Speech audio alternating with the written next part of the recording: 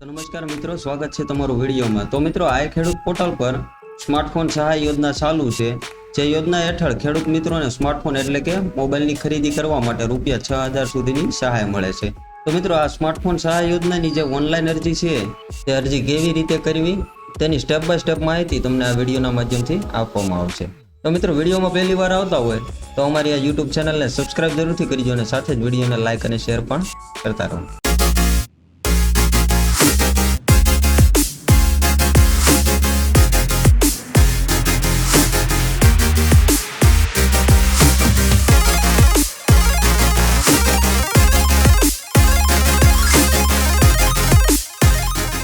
તો મિત્રો, ઓનલાઈન અરજી કરવા માટે સૌપ્રથમ તો તમારે તમારા કોમ્પ્યુટર અથવા જે પણ કોઈ મોબાઈલ હોય તેમાં એક બ્રાઉઝર ઓપન કરી લેવાનું રહેશે। ત્યારબાદ તમારે ગૂગલમાં અહીંયા આઈ ખેડૂત લખવાનું રહેશે। જેવું જ તમે આઈ ખેડૂત લખશો એટલે તમને નીચે આઈ ખેડૂત પોર્ટલનું ઓપ્શન બતાવશે। તેને સર્ચ કરશો એટલે ત્યારબાદ તમારી સામે અહીંયા આઈ ખેડૂત પોર્ટલની પહેલી જ વેબસાઇટ આવે છે। તે વેબસાઇટ ઉપર ક્લિક કરવાનું રહેશે। જેવું જ તમે ત્યાં ક્લિક કરશો એટલે આઈ ખેડૂત પોર્ટલની જે વેબસાઇટ છે તેના ઉપર તમે આવી જશો। અને જે વેબસાઇટની લિંક તમને વિડીયોની ડિસ્ક્રિપ્શનમાં પણ મળી જશે, ત્યાંથી પણ તમે ડાયરેક્ટ આ વેબસાઇટ ઉપર આવી શકો છો।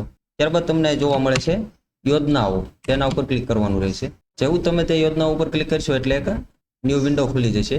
ત્યારબાદ તમારી સામે 4 ઓપ્શન આવે છે: ખેતીવાડી યોજના, પશુપાલન યોજના, બાગાયતી યોજના અને મત્સ્યપાલનની યોજના। તો આપણે ખેતીવાડી યોજના હેઠળ ઓનલાઈન અરજી કરી રહ્યા છીએ।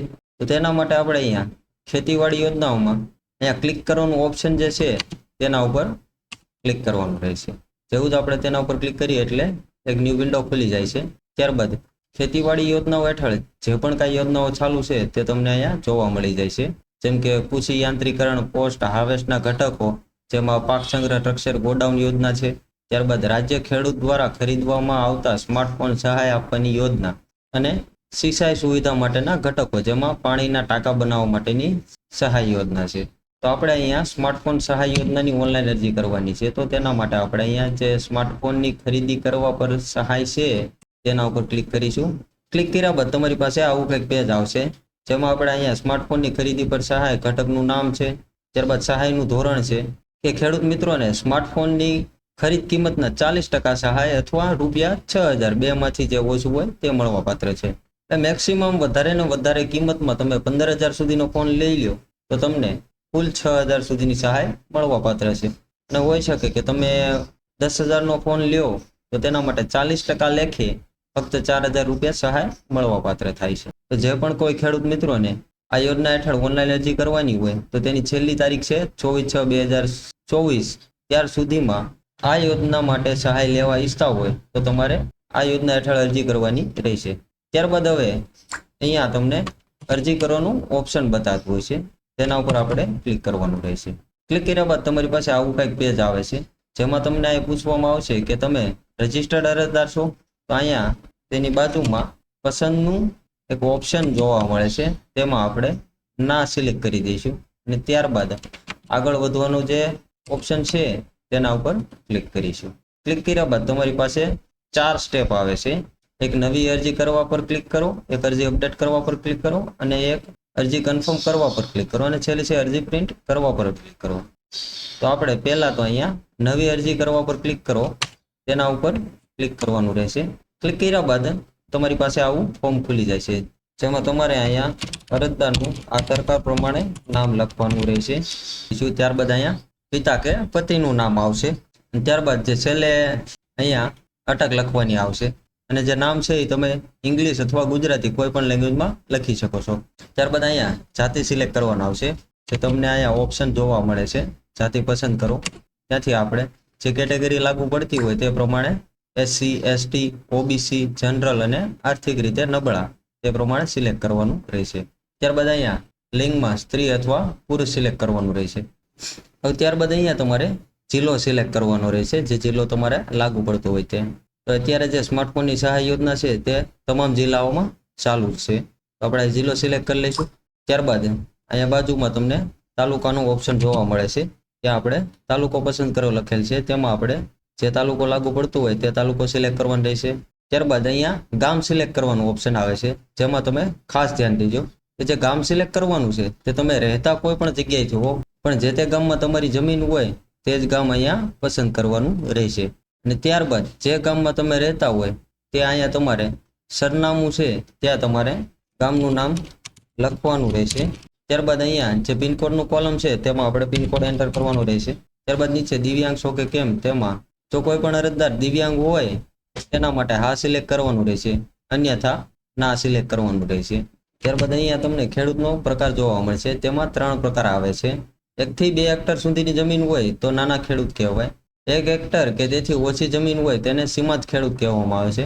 અને 2 હેક્ટર કે તેથી વધુ જમીન હોય તો તેને મોટા ખેડૂત કહેવામાં આવે છે. તો આપણે આ જે ખેડૂતનો પ્રકાર છે તેને આપણે છેલ્લે સિલેક્ટ કરીશું ખાતા નંબરની વિગત આપ્યા પછી. ત્યારબાદ હવે અહીંયા મોબાઈલ નંબરના કોલમમાં આપણે મોબાઈલ નંબર એન્ટર કરવાનો રહેશે.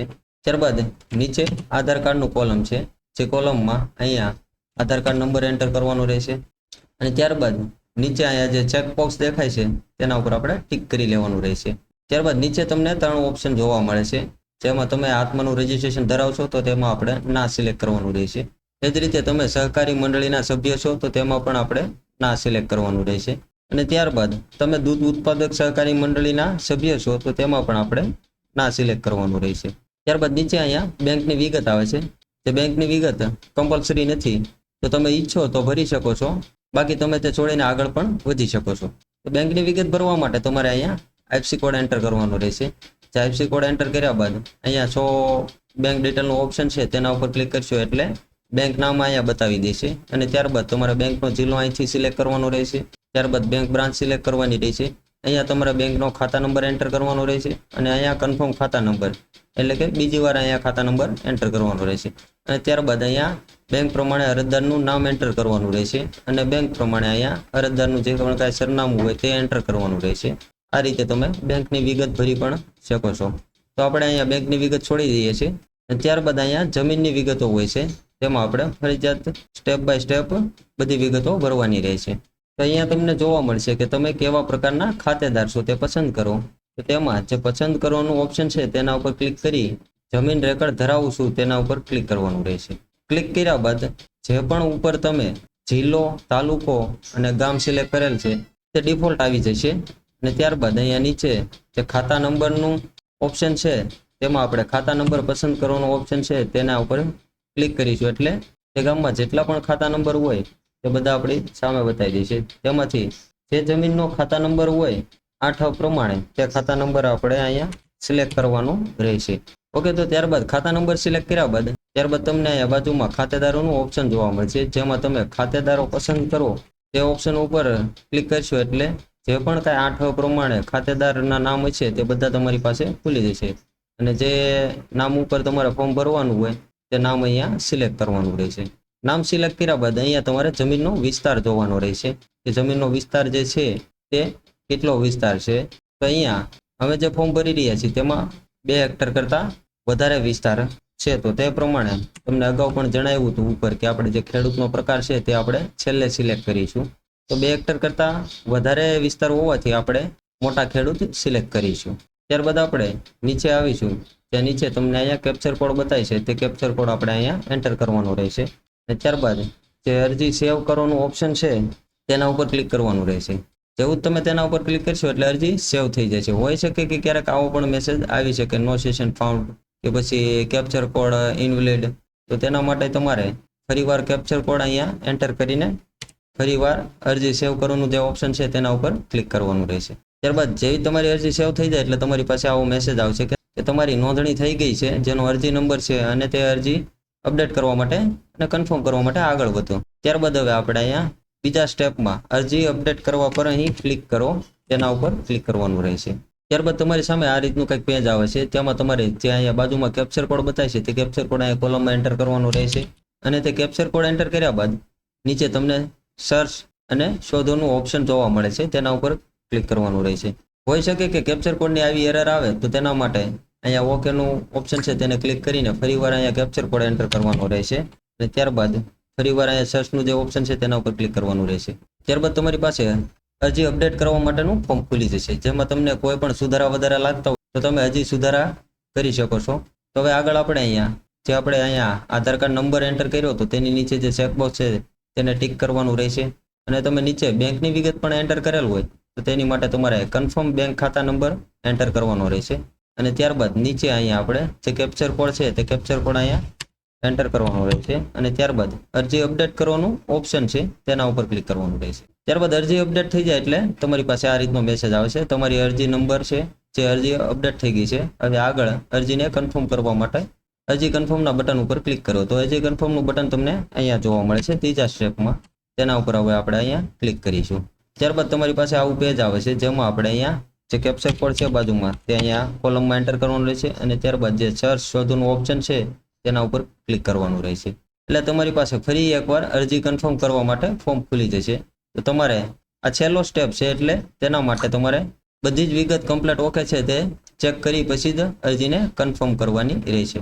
જો કોઈ પણ પ્રકારનો ફેરફાર લાગે તો ફરીવાર તમે અહીંયા અરજી અપડેટ કરવા પર ક્લિક કરીને ત્યાં તમે ફેરફાર કરી શકો છો. તો નીચે આપણે છેલ્લે લાસ્ટમાં આવીને અહીંયા અરજી કન્ફર્મ કરવાનું ઓપ્શન જોવા મળશે તેના ઉપર ક્લિક કરવાનું રહેશે. ક્લિક કર્યા બાદ ઉપર એક નોટિફિકેશન આવે છે. શું તમે આ માહિતીને કન્ફર્મ કરવા માંગો છો? તો આપણે અહીંયા જે ઓકેનું ઓપ્શન છે તેના ઉપર ક્લિક કરી દઈશું એટલે જે આપણી અરજી છે તે કન્ફર્મ થઈ જશે. ત્યારબાદ હવે અહીંયા અરજીની પ્રિન્ટ આઉટ લેવા માટે જે સ્ટેપ નંબર 4 ઉપર જવાનું રહેશે જે અહીંયા તમને જોવા મળે છે અરજીની પ્રિન્ટ કરવા અહીં ક્લિક કરો તેના ઉપર ક્લિક કરવાનું રહેશે. ત્યારબાદ તમારી પાસે આ રીતનું કંઈક પેજ આવે છે જે પેજમાં તમારે અહીંયા જે બાજુમાં કેપ્ચર કોડ બતાવે તે કેપ્ચર કોડ અહીંયા એન્ટર કરી જે પ્રિન્ટનું ઓપ્શન છે તેના ઉપર ક્લિક કરવાનું રહેશે. જેવું તમે તેના ઉપર ક્લિક કરશો એટલે તમને તે અરજી કરી છે તેની પ્રિન્ટ મળી જશે. જે પ્રિન્ટ તમે અહીંયાથી ડાઉનલોડ કરીને પણ રાખી શકો છો અને ડાયરેક્ટ પ્રિન્ટ પણ આપી શકો છો.